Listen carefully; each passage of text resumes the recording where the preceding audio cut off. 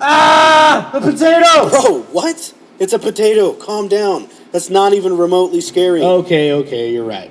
But do you know where they grow those things? In Idaho? Yeah, precisely, Idaho. And what? You know that Idaho isn't just known for its potatoes, right? Yeah, okay, get to the point. Okay, well look, it's got lake monsters, portals, shapeshifters, alien bunkers, and water babies? Water babies? Freaking water babies, dude! Okay, dude, but I mean, your basic russet spud isn't haunted, my dude. How do you know? What if it's the freaking government surveillance spud, dude? Spud? Okay, sorry. Freaking potato for the non-Idahoans. Okay, what even would it be surveillancing for? Like what's it watching for? Mashed activity? Don't joke. I heard whispers once.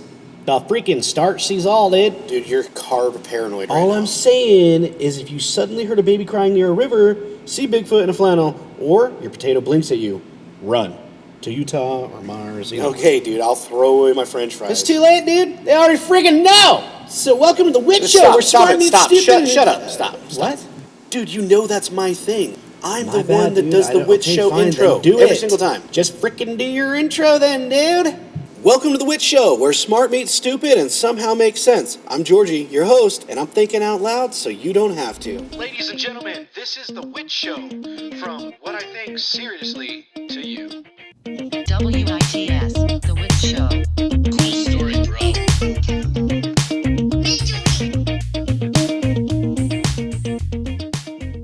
Hey, welcome back to the Witch Show, where smart meets stupid. You already know me, I'm Georgie, and today I'm thinking out loud so that you don't have to. Now listen, here in Idaho, that's right, my backyard, land of potatoes, mountains, and people who wear shorts in the snow. Yes, it's normal. But beneath the crispy gold surface lies something dark, weird, and probably government classified. That's right, today we're going deep into the Idaho lore and conspiracy. And trust me, by the end of this episode, your buddy Manny might never look at a baked potato the same way again. So diving right into it, have you ever heard of the Loch Ness Monster? Well, Idaho has its own version too. Though it doesn't have as much notoriety, there's a lake in McCall called Payette Lake. It's beautiful. It's serene. It's the perfect place. I mean, it is in Idaho after all. But it's also the perfect place to die in a horror movie. Because allegedly, lurking beneath is a 30-foot-long serpent named Sharlie. Yeah, Sharlie. Okay, seriously though, Sharlie? Come on, who came up with a name? Sharlie's been spotted since the 1920s with a big hump, a long body, and a silent glider. For those of you like me who had no idea what that actually is, well, it's a creature that has the ability to glide through the air, but does so with minimal or no audible sound. But descriptions of Sharlie vary. Typically, she's often described as a serpentine creature, sometimes with a dinosaur-like head or shell-like skin. Native American tribes, including the Shoshone, had their own lore about an evil spirit in the lake long before Western settlers reported sightings. People say it could be prehistoric, alien, or my personal theory, a giant underwater potato that has grown sentient due to a weird Idaho National Laboratory experiment. Either way, it ain't just fish in the lake, my friends. The first documented sighting of Sharlie occurred in 1920, when railroad workers reported seeing a log in the lake that began to move and undulate. And in August of 1944, multiple groups of people described the creature as being 30 to 35 feet long, with a dinosaur-like head, pronounced jaws, humps like a camel, and shell-like skin. This sighting garnered national attention, with Time magazine featuring the creature, then referred to as Slimy Slim, in its August 21st, 1944 issue. And Payette Lake is a glacier-carved body of water spanning nearly 8 square miles and reaching depths of up to 392 feet. The lake's deep, dark waters, surrounded by towering pines and serene Douglas firs, provide an ideal setting for Sharlie's legend.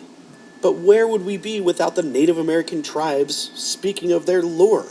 That's right, Native American tribes in the area spoke of an evil spirit lurking in the lake's hidden depths, adding to the mystery of the region, of course. So 34 years from Sharlie's first sighting, in 1954, the local newspaper, the Star News, held a contest to name the creature. The winning name, Sharlie, was submitted by Lael Hefner Turry of Springfield, Virginia. She suggested the name as a playful reference to the popular catchphrase, "Was you there, Sharlie?" from Jack Pearl's old-time radio show. which is pretty funny considering the context from the Jack Pearl's Old Time Radio Show. If you haven't seen it, I highly suggest you go and check it out. It's quite funny. Sightings of Sharlie continued throughout the 1960s and the 1970s, with reports describing the creature as dark or black, with shiny skin, ranging in size from 12 to 60 feet long. Despite the lack of photographic or video evidence, the legend persists, with locals and visitors alike sharing stories and experiences. In 2004, Boise Weekly published an article titled "Travels with Sharlie, Idaho's Most Enduring Monster," highlighting the creature's lasting impact on the community. And the town of McCall has embraced Sharlie as a beloved mascot. Events like the Sharlie Chalk Walk encourage residents and visitors to express their creativity by drawing their interpretations of the creature. The town's official website even features a section dedicated to celebrating Sharlie, inviting everyone to join in on the fun. Any way you look at it, I think it's great, family, wholesome fun. Maybe a great way to trick your little ones into wearing that life jacket they don't want to put on so badly.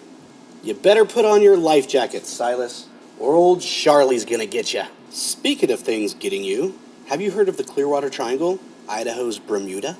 So you've heard of the Bermuda Triangle, but Idaho has its own version. It's called the Clearwater Triangle, an area between Grangeville, the Bitterroot Mountains, and Coeur d'Alene, where people just disappear. Hikers, hunters, tourists, all vanish like kids' Lunchables during recess. No tracks, no gear, no goodbyes, just gone.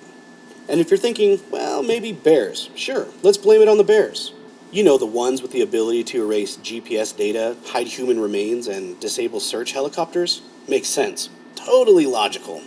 Or maybe portals, skinwalkers, forest spirits. I don't know, man. I just know I am not camping out there unless Bigfoot's my tent buddy. Now, the lore surrounding the Clearwater Triangle in Idaho is not a single unified body of legends like the Bermuda Triangle itself. Instead, the name Clearwater Triangle is more of a modern, informal term used to describe a region of north-central Idaho, known for its rugged wilderness, remoteness, and history of strange occurrences, disappearances, and local folklore. The stories that make up the lore are a mix of historical accounts, Native American legends, and modern-day mysteries. But even creepier is one of the most famous pieces of the folklore from the Clearwater region. It's the story of the man known as the Ridge Runner, or Wild Man. So the story goes something like this. From the 1930s to the 1940s, a mysterious figure haunted the mountains of central northern Idaho. This man, who was a criminal, was known for his ability to live off the land and evade capture by the Forest Services and law enforcement for years. He was often seen as one of the most supernatural figures, a cunning woodsman who could seemingly disappear into the wilderness at will. Local legends and even some newspapers reports painted him as a ghost-like character who was part man and part myth. But of course, the stories behind the Ridge Runner blurred the lines between fact and fiction. He was said to have an uncanny ability to read the woods and outsmart his pursuers. He would break into cabins for food and supplies, but he would leave strange messes behind, like dripping candle wax on the floors. The lore turned him into some kind of a folk hero, a kind of modern-day frontiersman who defied the authorities. His capture in the 1940s finally brought an end to the mystery, but the legends of his impossible feats and escape and survival lives on. But the mysteries of the wilderness continue to go on. The sheer remoteness and unforgiving nature of the Clearwater National Forest and its surrounding areas has given rise to many stories of strange disappearances and unexplained phenomena. Like other remote wilderness areas, the Clearwater region has its share of unsolved disappearances. Hikers, campers, hunters, basically people who have vanished without a trace, with some believing they were victims of a harsh environment, while others speculate about a more sinister paranormal explanation. And of course, that region has a long history of unexplained events, often documented in historical accounts of early miners and explorers. Stories of men dying under strange circumstances, finding unidentified bodies in cabins, and encountering bizarre creatures that have been passed down for generations. And of course, your Native American legends. The Clearwater region is ancestral home of the Nez Perce people, and their legends are deeply intertwined with the landscape. A prominent Nez Perce legend tells of a giant monster in the region that would inhale everything around it. The mythical trickster figure, Coyote, bravely killed the monster, and the story of how the land was created from its body parts and the different tribes from its remains is a central part of their culture. This legend grounds the mysterious nature of the land in a deep historical context. Then, of course, we have the water babies and other cryptids. While not exclusive to the Clearwater, many of Idaho's cryptid legends, such as the water babies or Bigfoot sightings, are often associated with this state's deep forests and river systems, including those in the Clearwater region. The lore of the Clearwater Triangle, therefore, is not about a specific paranormal event, but rather a collection of stories. From the historical wild man to the ancient Native American myths, that all speak to the wild, mysterious, and sometimes dangerous nature of the beautiful but untamed part of Idaho.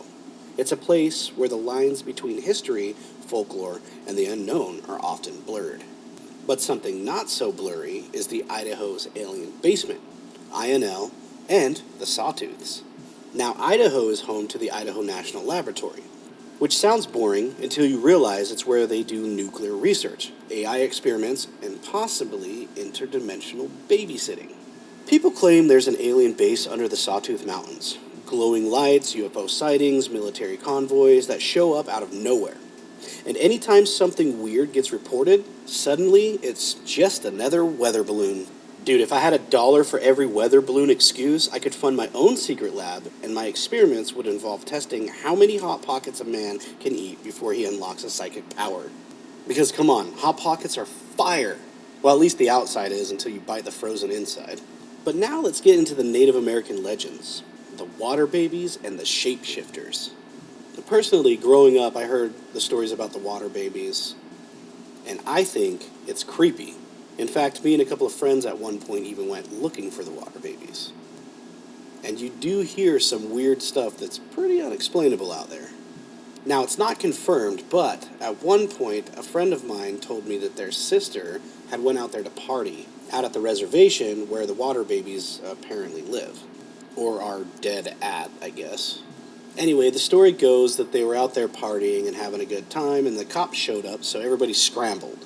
There was a group of 3 of them left, and they were hiding in some brush. 2 of them lost track with one of them, and the one that got lost, well, was never seen again. But the creepy part is that they heard babies crying shortly before that person went missing. But let's show some respect to the Idaho's OGs, the Native American tribes. Their legends are deep and, frankly, horrifying in the best ways. There are stories of water babies, ghostly infants that cry near rivers and lure people to drown. Yeah, forget sirens and banshees. Try hearing a baby laughing in the dark the next time you're fishing. 10 out of 10, nope, I would literally pee my pants.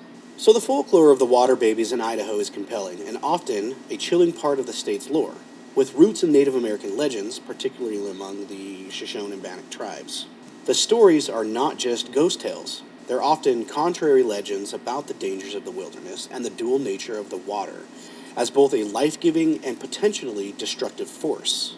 And the most famous location associated with these stories is Massacre Rocks State Park, near Pocatello, Idaho. And the origins of the legends? Well, the most common version of the water baby legends in Idaho is rooted in a tragic, harrowing story of surviving during a time of great famine. According to the legend, during a period of extreme hardship, a Native American tribe, often identified as the Shoshone, faced starvation.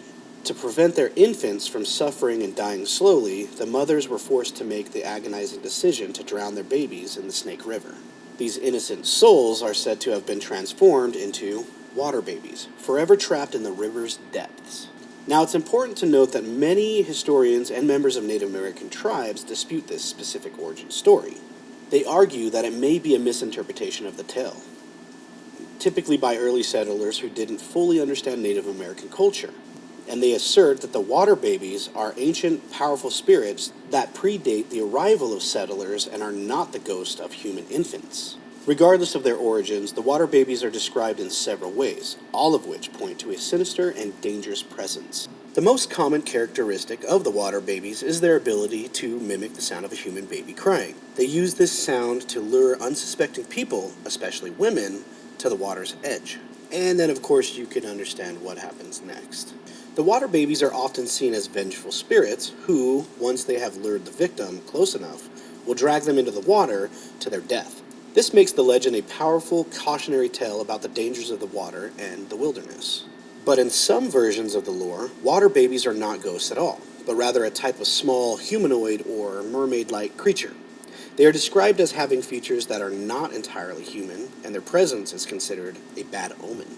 People who have claimed to have encountered them report feeling chilling presence, hearing the cries, or even seeing small, shadowy figures in or near the water.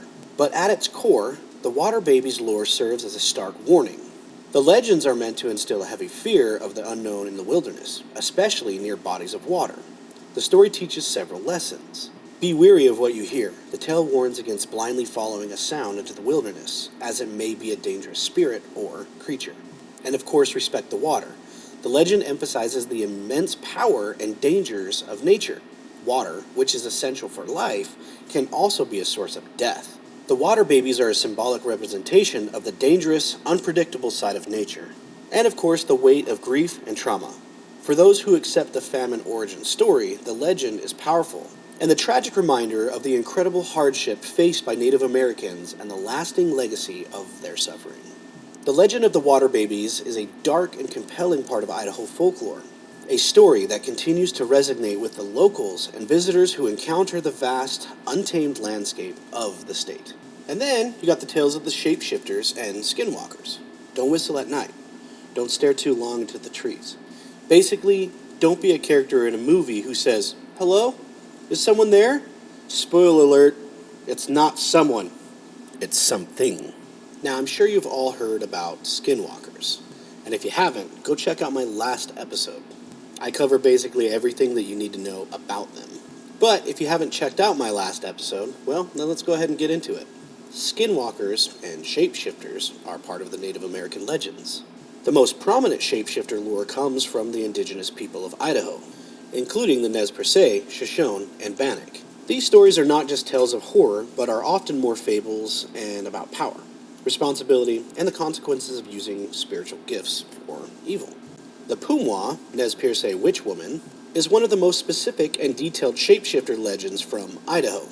The Pumaw is a Nez Perce witch woman, sometimes described as a daughter of the trickster Coyote. She is said to have the ability to transform into a beautiful young woman, a black cougar, or a bobcat. She's often seen during storms and wildfires, using the chaos of the weather to her advantage. The Pumaw's goal is to lure people, particularly men, into the treacherous canyons of the Snake and Salmon rivers to sacrifice them. The legend serves as a powerful warning to be wary of those who seem to offer help in times of crisis, as their intentions may be malevolent. Then, of course, you have the trickster figures Coyote. While not malicious shapeshifter in the same vein as the Pumaw, Coyote is a central figure in the mythology of the many Idaho tribes. He's a master shapeshifter and trickster, often appearing as a human-animal hybrid, or transforming into a full animal to play tricks on others or to help create the world. In some stories, he creates the landscape and the various tribes from the heart of the monster. Coyote's shapeshifting is a tool for both creation and mischief, reflecting his complex and unpredictable nature. But then, of course, you got the modern urban legends. And honestly, this one's one of my favorites. In more modern urban legends, the concept of shapeshifting takes on a more contemporary and often more sinister form. These stories are a blend of old folklore and new fears, often circulating the internet and, local communities. But however it comes to your knowledge, my personal favorite is the mimic. I mean, it even sounds cool. The urban legend is a modern take on the shapeshifter. The mimic is a creature that can perfectly imitate the sound of a human or animal. It does this to lure people into the woods, as far as the camp story goes. But there's also things circulating the internet that suggest that the mimic can actually be hiding in your house. And I've seen a couple of these videos, and personally, they're pretty compelling. Whether they're real or not, you gotta admit, it's kind of a creepy story. And definitely a scary take on the shape-shifting world. The legend of the water baby's cries is a historical example of this type of mimicry. Modern tales might involve a mimic impersonating a lost friend or family member's voice to draw a person away from safety. These stories tap into a modern fear of the unfamiliar and the loss of clear distinction between friend and foe in the vast, untamed wilderness. Then, of course, you got your Bigfoot, your cults, and your hill people. All creepy lure from Idaho. And yes, Bigfoot is absolutely here. Selkirk Mountains, Boise National Forest, tons of sightings. Footprints, audio, even blurry pics taken with what must have been a 1997's Nokia flip phone. And it gets darker. There are rumors of secret cults, paramilitary camps, and even phantom hill people who live deep in the wilderness. Completely feral, completely human, maybe, and possibly cannibalistic. So yeah, welcome to Idaho, where you can get mauled by a bear or recruited by a backwoods prophet named Kyle. Anyway, folks, today we went on one heck of an Idaho road trip. From the deep, icy waters of the Payette Lake, where Sharlie, the not-so-friendly neighborhood sea serpent, may or may not be waiting to photobomb your fishing trip, all the way to the mysterious Clearwater Triangle, where history, gold, and a few unsolved vanishing acts keep the legends alive. Whether you believe these stories or think that they're just campfire fuel, one thing is for sure. Idaho has more than potatoes hiding beneath the surface. This has been The Witch Show, where smart meets stupid, and somehow it all makes sense. I'm Georgie, signing off, at least until the next conspiracy comes knocking at my door. Let's go! Ladies and gentlemen, this is The Witch Show from what I think seriously to you. WITS, The Witch Show. Cool story, bro.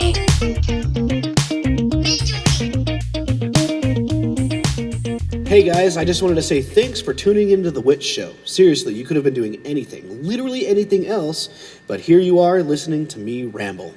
I'll be dropping new episodes every single week, so keep your ears peeled. Or whatever the ear version of peeling is. And hey, if you got a story that you're dying to hear me cover, or you just want to see if I'll read something truly ridiculous on air, shoot me a message or drop it into my comments. Who knows, you might just make it onto the show and into internet history. Until next week, stay curious, stay weird, and remember, if it sounds stupid but it works, it's basically genius.